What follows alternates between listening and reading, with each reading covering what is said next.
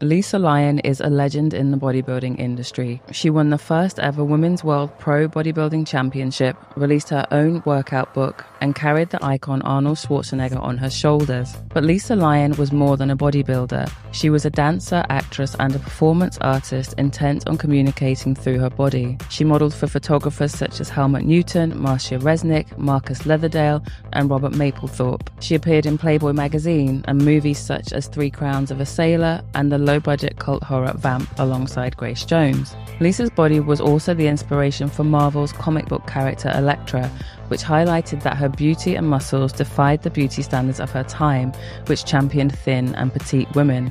Lisa's reign did not last past the 80s, but her impact has, despite her death in September 2023. Hi, I'm Charisse Kenyon. I'm a beauty writer, historian, and host of the Beauty Me podcast. I started researching Lisa Lyon after talking to the glam crew behind one of my favorite recent films, Love Lies Bleeding. Head of makeup Frida Valenzuela had me really intrigued because she said that Lisa Lyon was her inspiration when it came to the makeup for main character Jackie, played by Katie O'Brien. The first person that came to mind was Lisa Lyon. She was kind of the pioneer for female bodybuilding, and I saw her photos and I was like, wow, I want to look like that. So I started training. I had the curly 80s wavy hair like hers and everything, and so that was just my inspiration for the Jackie character immediately. Since there is really not much that we can find when it comes to video on Lisa Lyon, I decided I was going to try and find anybody who might have known her or might have worked with her, and I luckily stumbled upon a makeup artist, Gigi Williams, who was not only a makeup artist that worked with Lisa, but was also a friend of hers. Because we were all part of the same crowd. I was a factory girl. I was part of the Warhol experience and the downtown art scene, and Lisa was a part of that, and Robert Mapplethorpe was a part of that, so we hung out. And we had basically changed, or were changing, the way the world responded to everything. So in those days, what we were doing was breaking the mold. We were making our own rules. It was like, long hair is bad on boys, and, too much makeup, and blah, blah, blah. And your goal is to get married and have kids and live off your husband. Well, none of us thought that was exactly where we were going. So it was just us being kids and doing exactly what we wanted to do, which was make art. I'm going to share lots more of my conversation with Gigi, but before we get into all of that, let's start at the beginning. Most of the information that I'm going to share in this episode comes from two books. One of them is Lady, which was a collaboration between Lisa Lyon and the photographer Robert Mapplethorpe, and the other is Lisa's book called Body Magic. If there's any other information that relates to articles, I'll be sure to post them in the show notes if you're listening, or I'll share them below if you're watching on YouTube. Just to let you know, this episode will touch on subjects of mental health and addiction, so if that's not something you want to get into, feel free to watch the next video. Lisa Robin Lyon was born in Los Angeles on May 13th, 1953. Her father Leonard was an oral surgeon and her mother Rosalind was an interior designer. Lisa had what she described as a dark childhood, and that her parents had no clue how dark it was. She never liked to watch horror movies because she felt like she was living in one. Throughout her childhood, she began to develop rituals, or what we might now call coping mechanisms, of counting, running around the house 3 times anti-clockwise, and touching things to self-soothe and push the nightmares away. The counting aspect in particular makes so much sense as we begin to look at Lisa as a bodybuilder. Because what is a key part of bodybuilding or working out in general? It's counting. You count your repetitions, you count your sets, you count your breaths. So perhaps bodybuilding was Lisa's ultimate relief from her nightmares. In the late 60s, Lisa turned 16 and was diagnosed as manic, and the prescribed treatment PCP caused her to hallucinate. It was a dissociative anesthetic mainly used recreationally for its significant mind-altering effects and was known to incite violent behavior in more recent studies. In her day-to-day life, Lisa would say she was very insecure and shy around people, to the point where she would find it difficult to just walk in a room. She questioned whether her lack of self-confidence came from playground rejection or the fact that she had what she called a total lack of support from her parents. She said she would literally quake in fear if she had to walk into a public place. Throughout her childhood, Lisa imagined that she might grow up to be a film star, an artist, or a medical illustrator. And if we look back at her career, it's clear to see she actually covered all three of those goals. When it came to her studies, Lisa chose art and film criticism at the University of California. During her time at college, she also studied ballet, jazz, and flamenco dancing, and after graduating, worked as a story analyst at American International Pictures. During her time at college, she joined an all-male kendo team at college. Kendo is a Japanese martial art that was used by samurai warriors and features bamboo swords and body armor. She said that joining this all-male team was the first time she wasn't seen as weak or treated as a woman. It's this experience that likely led her to feel confident enough to consider weight training as the next step in her own evolution. While weight training definitely made sense to Lisa, let's remember that this was the 1970s and women at the gym was not really a regular occurrence. Gym bunnies were not a thing, and this was before the time that Jane Fonda came out with her workout book. We're talking still in the 70s. It wouldn't be until the mid-80s that women would be seen regularly at the gym and see fitness as a hobby and something that would get them away from their everyday routine of being a housewife. For Lisa, bodybuilding was so much more than that. It not only made her stronger, but it also changed her appearance. She had slight scoliosis and lordosis, plus winged scapulars, all of which gave her a tendency to have very rounded shoulders. Add to that the mental impact of working out that I mentioned earlier, and it's true to say that bodybuilding changed Lisa Lyon's life. Lisa managed to convince the management of the very famous and the now legendary Gold Gym. It's a fitness institution known around the world, and the first one was based in Venice Beach, California. They let her join and train there, and she began spending several hours a day at the gym surrounded by male bodybuilders. Inside the gym, there were plenty of people that doubted her real reasons for being there, and many of the men thought she was there just to pick men up, which was obviously very untrue. She literally saw it as the perfect place to really just focus and kind of be selfish about her body. She didn't just stand out for the fact that she was a woman, she also stood out for the way that she moved. I've read countless articles about Lisa's body being very feline, and that's a word that comes up in her own book very often. Lisa really admired animals. She loved big cats, especially those that would be found in the jungle. As time went on, Lisa went from lifting to create more upper body strength to wanting to think about creating a new aesthetic. She wanted women to be looked at in a different way, and she often referred to it as a high-tech body. Eventually, she made her public debut and competed in Los Angeles in 1978. But we can't really talk about that without talking about this very iconic moment. This is the moment when she was photographed carrying the world's most popular icon of bodybuilding, perhaps even still today, Arnold Schwarzenegger, on her shoulders. The reason why I say we have to pause on this before we get into her bodybuilding title is because if you look at this photograph, and if you're listening, be sure to check out my Instagram. I will share imagery of Lisa so that you can kind of follow along. But for those of you who are watching, the photograph shows Lisa, a woman who was just 5'3" tall, and weighed 105 pounds, and she's carrying Arnold Schwarzenegger, aka the Terminator, from the 1984 film of the same name. She's carrying him on her shoulders. And at the time, he would have weighed anything between 225 and 235 pounds. So he was double her weight, and she could carry him. I feel like these kind of images can come across as gimmicky and a bit silly, but there's so much more to think about. You know, it's not just, wow, a tiny woman's carrying this huge man. Within this image, there are actually several notions that are being defied, specifically around strength, but also beauty. How can a woman carry a man on her shoulders? How can such a small woman carry such a large man? How can such a woman be seen as beautiful? And how can something so beautiful carry something so beastly as an extremely muscular man? Her affinity for bodybuilding went on to make Lisa a huge name within the industry, performing at contests in Paris, Munich, and Stockholm, as well as across the US, and ultimately reaching the pinnacle of her bodybuilding career by winning the first International Federation of Bodybuilding and Fitness Women's World Pro Bodybuilding Championship in 1979. However, she really shocked everybody because once she achieved that win, she did not compete again, and she actually upset a lot of the other women bodybuilders when she refused to defend her title in the second championship. But that doesn't mean that Lisa left bodybuilding behind. She went on to be a huge advocate for the sport. She was a commentator on NBC, and she also had mainstream media talking by appearing on shows such as Phil Donahue and Merv Griffin in the US, and she appeared in international magazines such as Esquire and Vogue. The reason Lisa wasn't interested in pursuing further titles was because she felt that she'd proven a point. She had shown how much her muscles could do, strength-wise.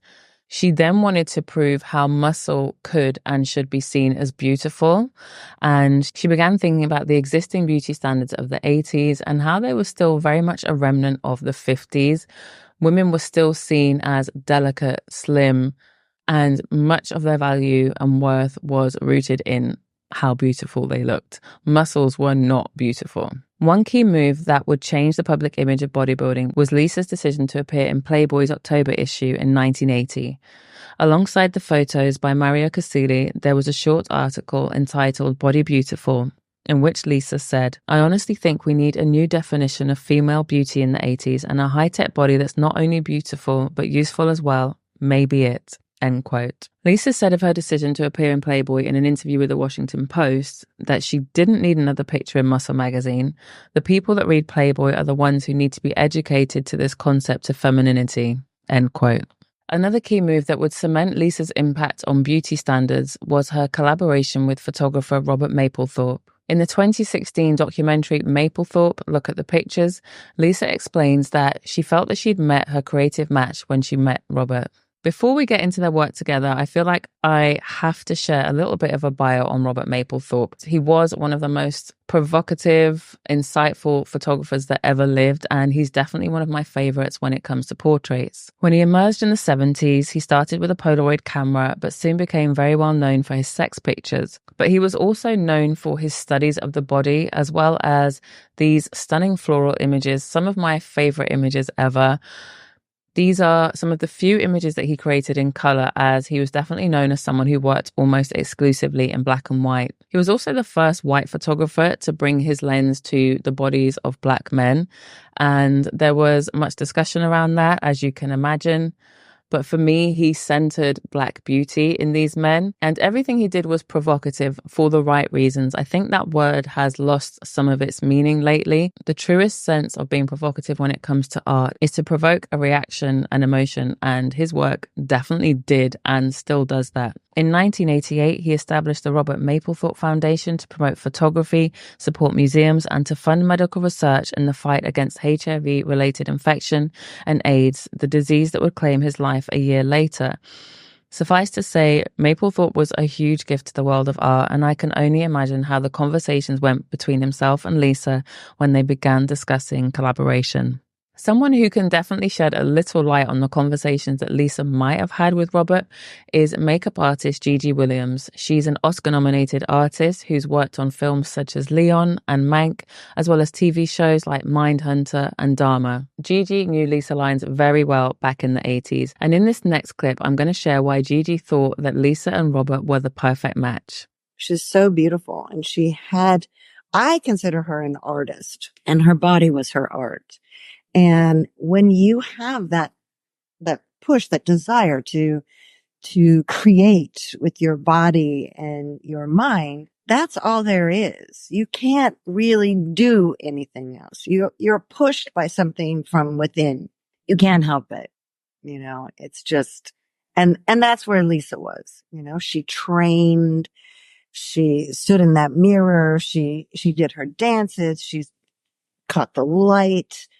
And Robert was obviously a perfect person for her in his black and whites and his body landscapes.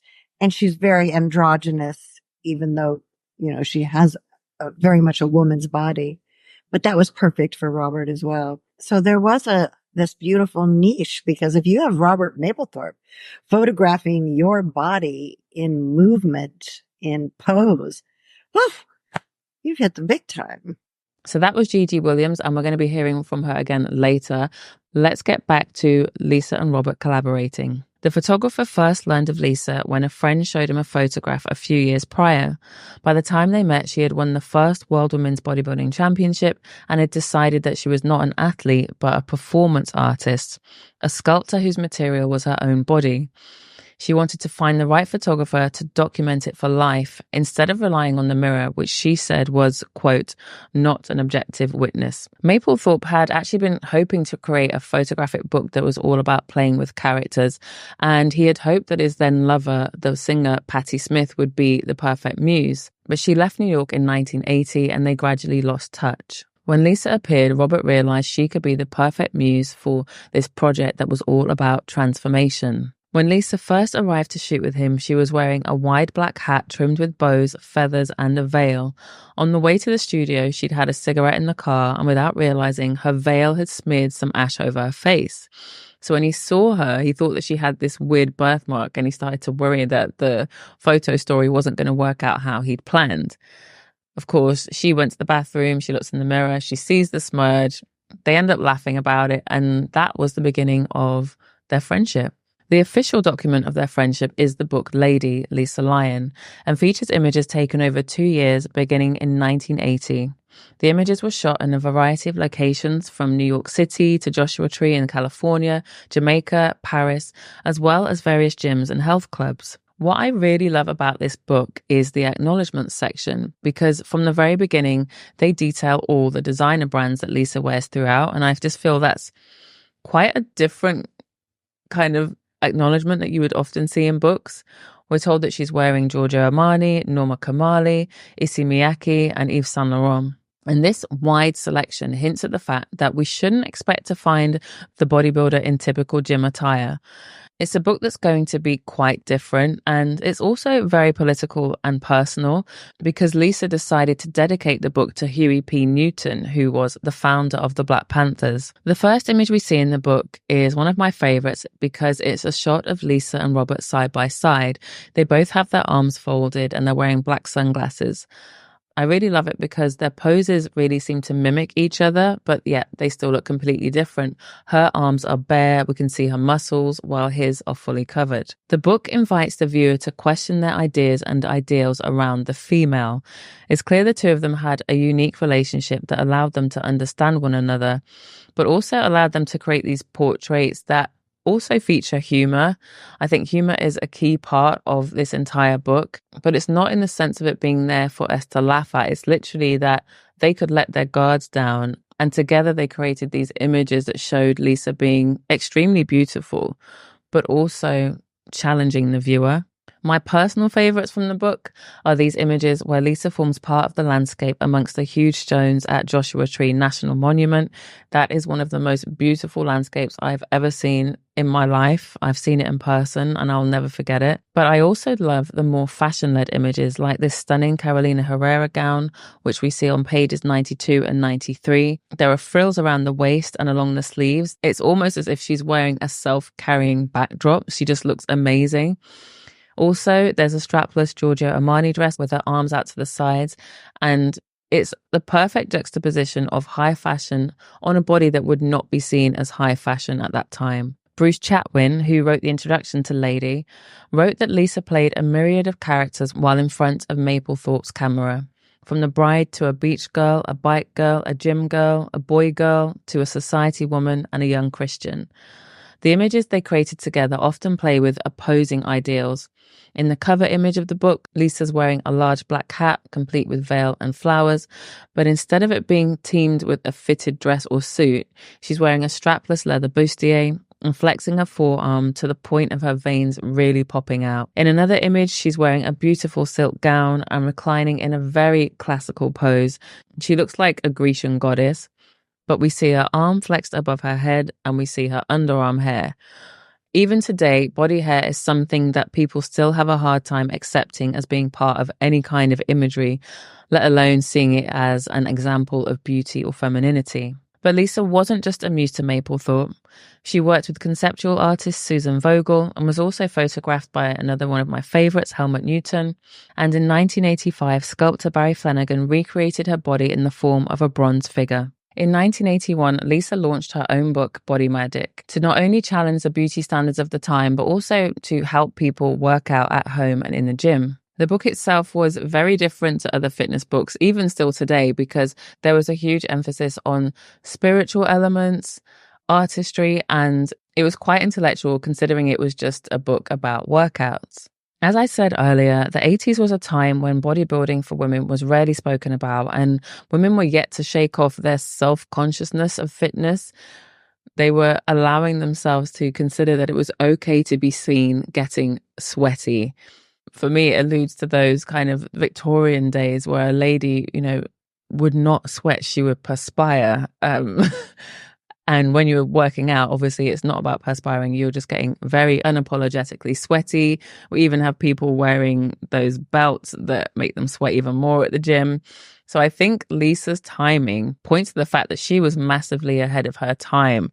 She was really inquisitive and passionate about the body, way before the masses would even begin to dare to look at their own bodies. In Lisa's obituary from the Washington Post last September, the writer Harrison Smith wrote, "Through her pictures and performances, she said she hoped to champion a strong yet graceful new standard of beauty, one in which a woman's body was neither masculine nor feminine, but feline." So once again, that word feline pops up, and it does pop up several times in Body Magic, as do other animalistic concepts. In one chapter, Lisa writes, "To be honest, I feel like an animal. Anytime I move, getting out of the car, walking out of the house, climbing stairs, running, I have a different sense of my body from what I used to have. We are human animals. That we are smarter doesn't necessarily mean we're any less animal." End quote. Over the years, Lisa was constantly asked why she was trying to be a man. But as I mentioned, she wasn't interested in being masculine nor feminine. She saw herself as a human and she was trying to build the best body. She also couldn't get her head around the fact that mostly men would have such a hard time with the fact that she could have stronger thighs or stronger muscles than her. Why was that such a negative concept? As well as several animal comparisons, it also seems like Lisa was definitely inspired by technology. So I often wonder if Lisa Lyon was around today, how she would utilize social media and technology. I've always been interested in cyborgs myself, so robots meeting the human form. I mentioned earlier that Lisa talked about the concept of a high-tech body, and what she meant was a body that was perfectly functional in every way.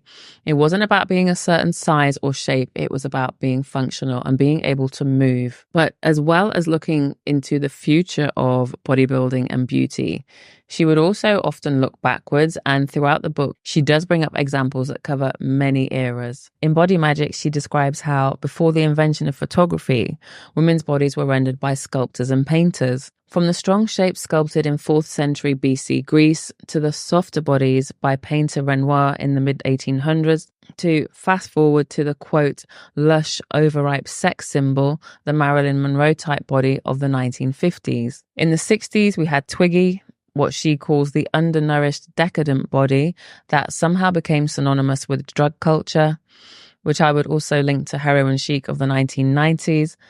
But she also pointed out that the 1970s was a time of transition for women. She said, quote, "Women were becoming more athletic and started developing stronger bodies. Unisex was introduced.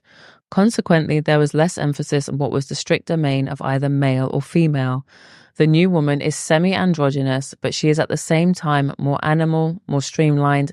Her body is more functional." End quote. I find this comment so interesting because to me, when I look back at the 70s, the only kind of evidence I see of androgyny is more so in men. I feel that was the time when the likes of David Bowie and glam rockers and R&B singers, they would start wearing crop tops and bell bottoms and they were wearing platforms. But Lisa's comment on how the 70s was a time of androgyny for women has really got me thinking, because If I try to place myself in the mindset of a woman experiencing the 80s, then I do understand what she means. She grew up in the 50s, where women were literally soaked in what was known as the only version of femininity, hyper feminine, dresses only, makeup for your husband coming home, hair always done. There was pressure to look a certain way and make the most of your feminine assets. And I feel that that could have actually been a very time-consuming concept. So what I think she means by androgyny for women in the 70s is that as they began to show more skin, the androgyny was coming more from not necessarily the clothes that they were wearing, but of the attitude. They could be more forceful in their looks. Men could wear what they wanted. Up until that point, women couldn't. Even the 60s was still seen as very girly and feminine. But the 70s, they could also wear the crop tops and the bell bottoms. They were wearing trousers and denim a lot more and showing more skin. So I think that's what she means, androgyny in the sense of attitude. I'm actually going to share a bit more about that attitude and give some examples of present day people who are absolutely androgynous. But before we get into that, I wanted to share another clip of my conversation with Gigi, the makeup artist. I asked Gigi if she thought Lisa impacted beauty standards in any way, and she said Lisa definitely inspired a change. I think it certainly inspired. I don't know if it changed, but it did push the permission system. You know, if you see somebody over here looking so beautiful and working with Robert Mapplethorpe and doing this and pursuing her art, then yes, that does push beauty standards. To me, the most important thing to remember when you're looking at beauty or thinking about beauty is it's the things that make you different. It's the things that are probably, you know, a long time ago, it was, what's her name's, the slit in her teeth made her beautiful. For me, I look for the thing that doesn't fit. And to me, that's what makes people beautiful. When I'm doing a makeup and hair, I always make sure that there is something that doesn't go. Something that's off. And that off is what attracts you to things, or it does to me. We'll hear from Gigi again later, but that conversation definitely got me thinking about androgyny. And it really took me to two people in particular from the present day. First, it's House of the Dragon actor Emma D'Arcy. Seeing them on the red carpet with their hair slicked in these very masculine suits, kind of giving 50s actor vibes for me, has made them a real advocate for dressing how you feel in the moment. And what's even more interesting is that in a recent article, Emma D'Arcy pointed out the work of Robert Mapplethorpe as being a huge inspiration. Someone else who I think could almost be Lisa Lyon's twin is Chris from Christine and the Queens. I have been in love with this band for years, and over time I have watched how Chris has evolved. Chris has spoken openly about his gender identity and has always been an artist who is a very physical performer on stage, showing strength and fluidity, which of course gives us a direct comparison to Lisa's ethos and really reminds me of the concept of animal movement. Chris himself shared an image of Lisa Lyon on Twitter back in 2021. It shows a black and white image of Lisa posing on the beach in a bikini alongside a black and white image of Chris wearing just bikini bottoms, also on a beach. The caption reads, quote, "A Lisa Lyon flex, happy 2021, everyone allowed to be, tender hearts only." I love that Chris remembers Lisa Lyon, but I doubt that Lisa would ever have imagined that results of her experimentation with her own body would have led to the likes of Chris and Emma D'Arcy just embracing who they are in a society that is very, very quick to judge. While Lisa couldn't have predicted the future, she did have advice for the readers of Body Magic when it came to idolizing celebrity. She said, "You may want to look like Marilyn Monroe. There is nothing wrong with that. But you should have some idea what it must have meant to Marilyn Monroe, and you should know what it means to you." End quote. I think what she's saying is, we don't know what Marilyn Monroe went through to get to that enviable stage.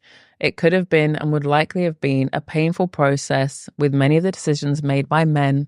She would have been poked and prodded and constantly criticized to get to that point of the ultimate feminine ideal.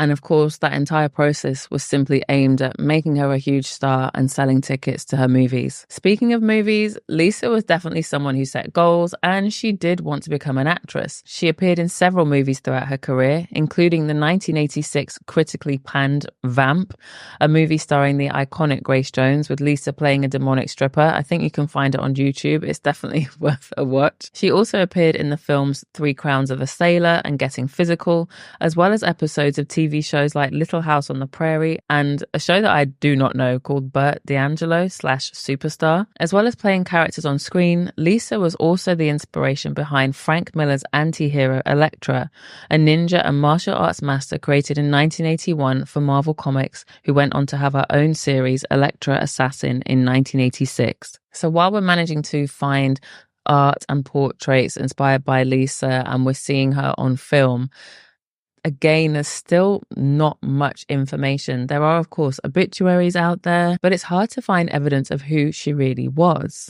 I think that's a key challenge when you set out to create a video about someone so important.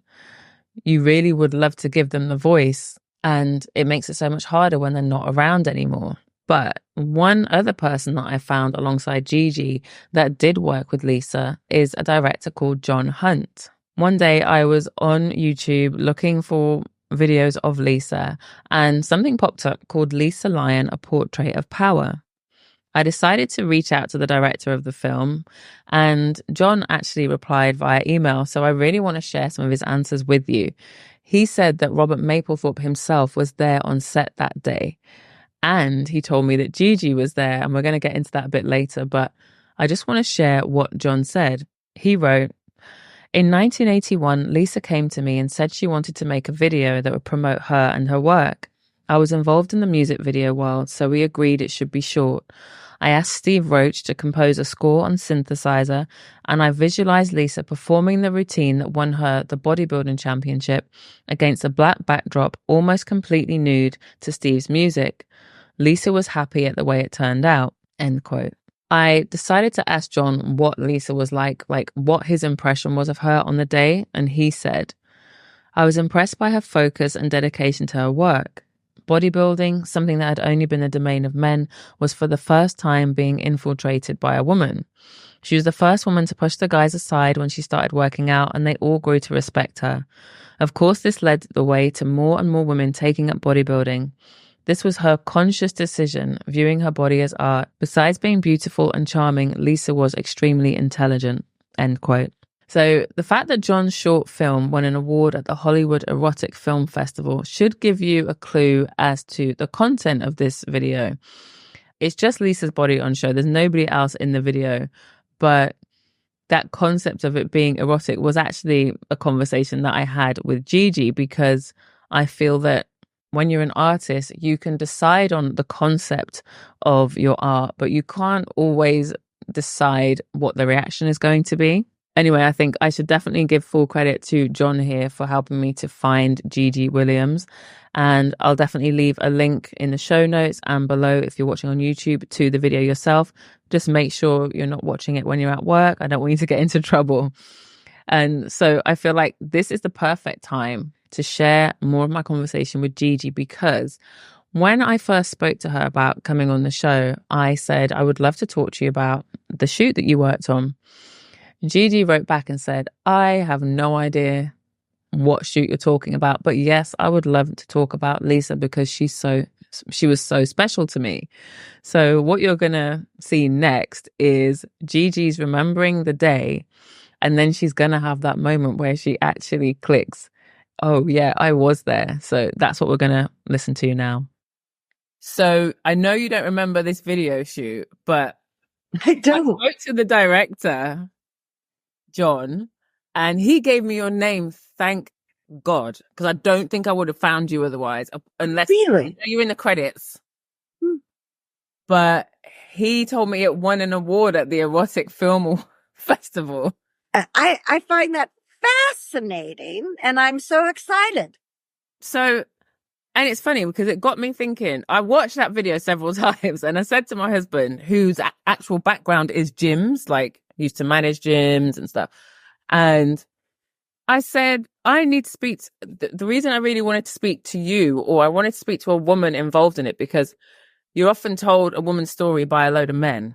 Right. And I was talking to this man about how did this shoot go down? He was like, well, she knew exactly what she wanted.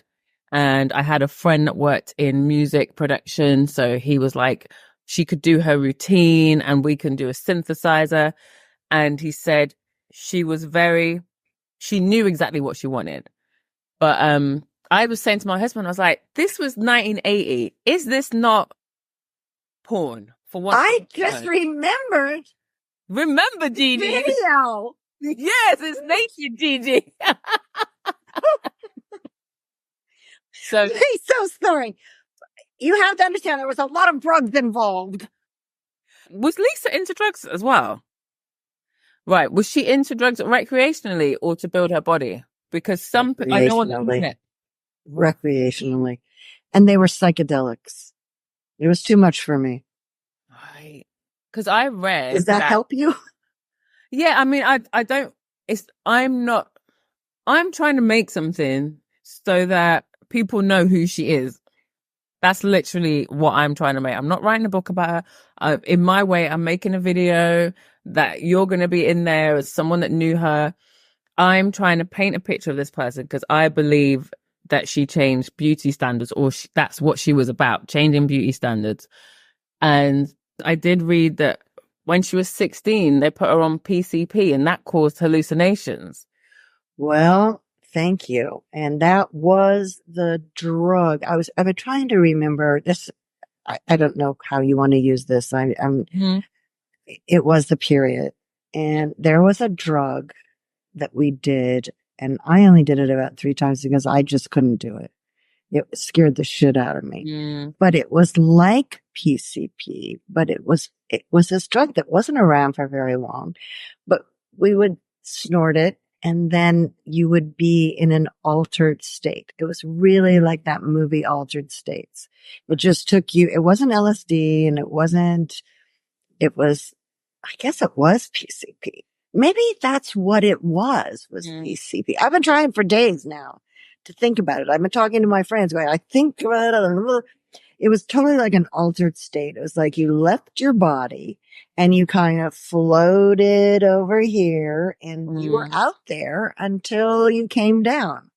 And some people didn't come down. We had sent 2 of our friends to the mental institution. Oh gosh. And that was basically why we stopped.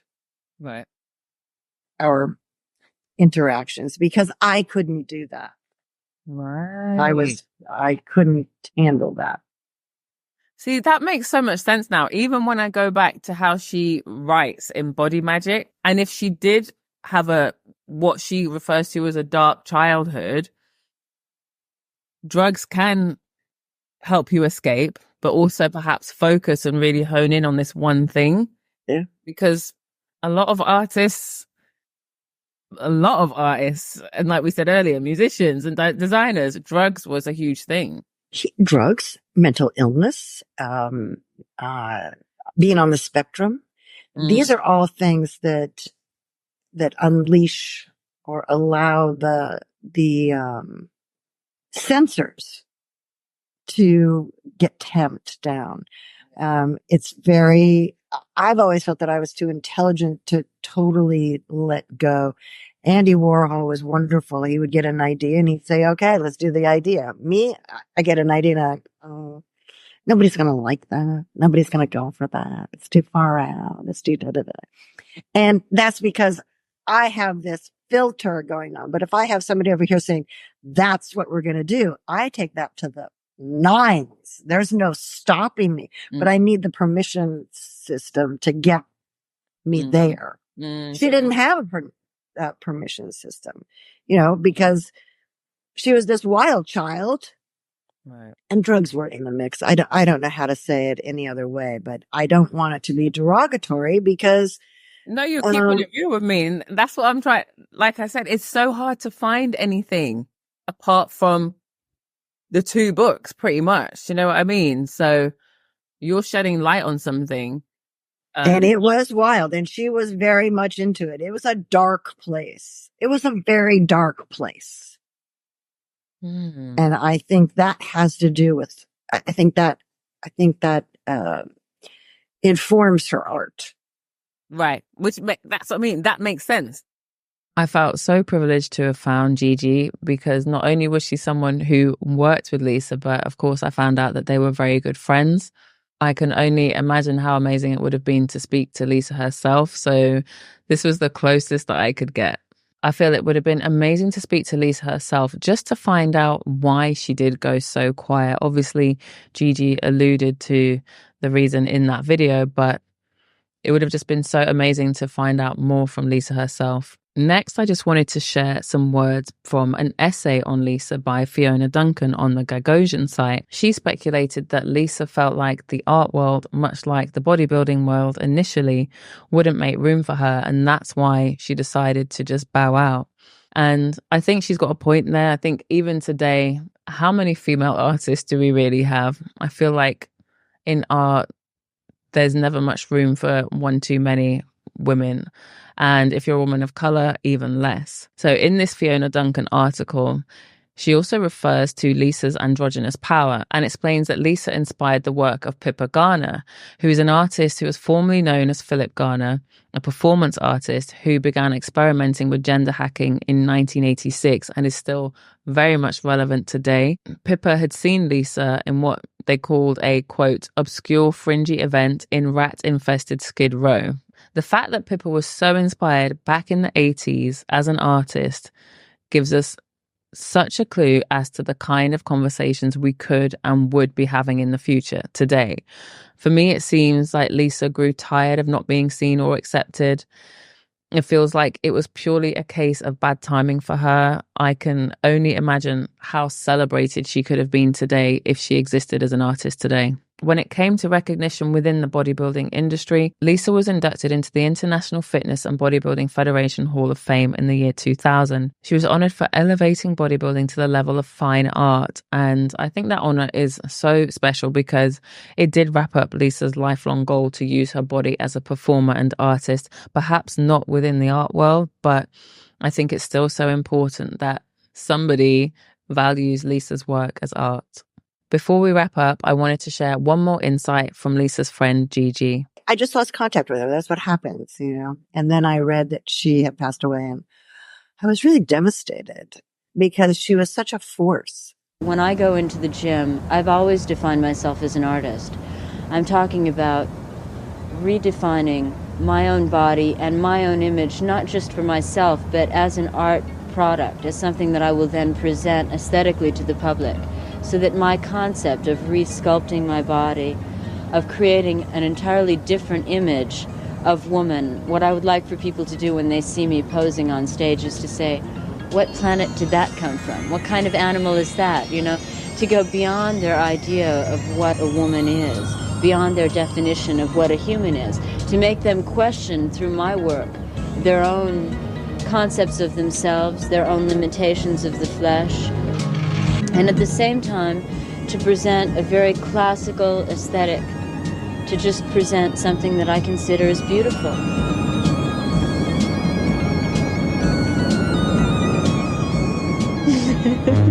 So that is my very potted history of the importance of Lisa Lyon, the bodybuilder, and the person who absolutely impacted beauty standards in the 80s. I would love to know if you already knew Lisa or if you've been inspired in some way by finding out more about her. And if you think this is going to resonate with somebody, make sure you share it.